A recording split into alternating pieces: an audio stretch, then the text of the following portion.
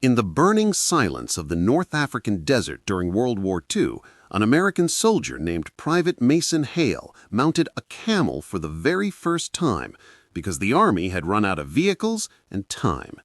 He carried an experimental long-range rifle with a new scope no one had ever tested in battle. Ahead of him lay a deadly German supply convoy that could destroy an entire American battalion by sunrise. Behind him, 40 miles of empty sand and certain death.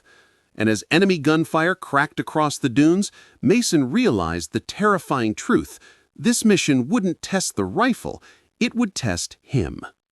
Private Mason Hale had never imagined that war, already terrifying enough, would place him on top of a swaying camel under the blistering African sun, gripping an untested experimental rifle that felt more like a gamble than a weapon. But the U.S. Army had run out of options, fuel, and time as German forces pushed deeper into the desert with a supply convoy capable of wiping out an entire battalion by dawn. So Mason and two other soldiers were ordered to intercept the convoy using desert camels borrowed from local tribesmen, who warned them that the desert killed men faster than bullets. The ride was brutally slow, the camel's rhythmic sway making the rifle hard to control, the heat warping the air, and the sand sticking to Mason's face. But he kept reminding himself that this mission wasn't optional. Intelligence reports said the convoy carried artillery shells and encrypted messages. And if it got through, the American defensive line near Tobruk could collapse, leaving thousands exposed. So Mason kept pushing his mount through the rising dunes until the sun dipped low and shadows stretched like claws across the sand, giving them the darkness they needed. They stopped near a ridge overlooking an abandoned desert road, and Mason finally raised the rifle, steadying it against the camel's hump, his hands trembling slightly, because while he had fired rifles 100 times, this one was different. A prototype with a magnification scope capable of seeing detail at impossible distances.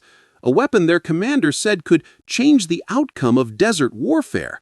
But it had never been tested under fire. And if it failed tonight, they were dead. Looking through the scope, he spotted headlights first, small, distant, flickering like fireflies.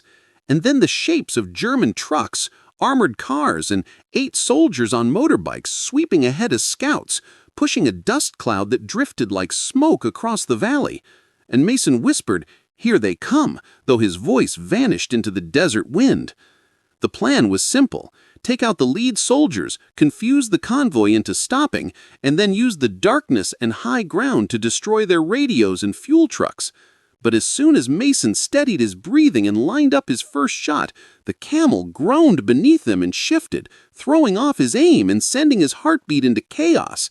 He muttered, "Easy, buddy," patting the camel's neck while sweat ran down his back, and then he breathed again, slowly, letting the world narrow inside the scope, the first scout's face, the goggles, the helmet, the dust trailing behind him, and he squeezed the trigger.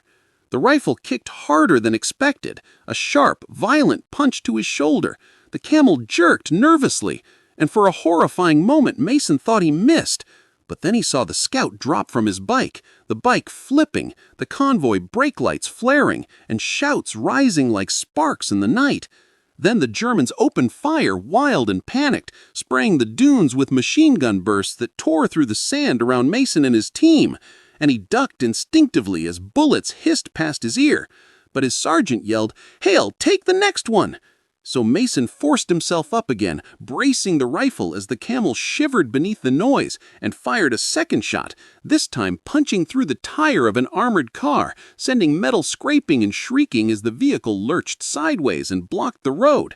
Chaos erupted, headlights swinging wildly, German soldiers scattering for cover, shouting orders in the dark.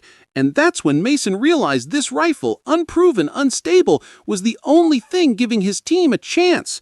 So he fired again and again, each recoil numbing his shoulder, each flash lighting the fear in his eyes, until finally the convoy was disabled, trucks burning, radios shattered, and German soldiers retreating into the dunes. Then, silence. Thick, heavy, endless silence, except for the crackling of flames and the slow, uneasy breath of the camel beneath him. The mission had lasted only minutes but felt like hours. And as Mason looked at the battlefield below, he realized this impossible tactic, camel-mounted sniper warfare, the sergeant called it, actually worked. When they returned to base at dawn, their commander listened in disbelief as they reported how 3 men on camels destroyed a German convoy meant to change the course of the desert campaign. And although the Army would later write up the mission as field rifle test, successful, Mason knew something deeper had happened in the sands that night, something he would never forget, because for the first time in the war, a soldier, a camel, and an experimental weapon had stood alone against an entire enemy force, and won.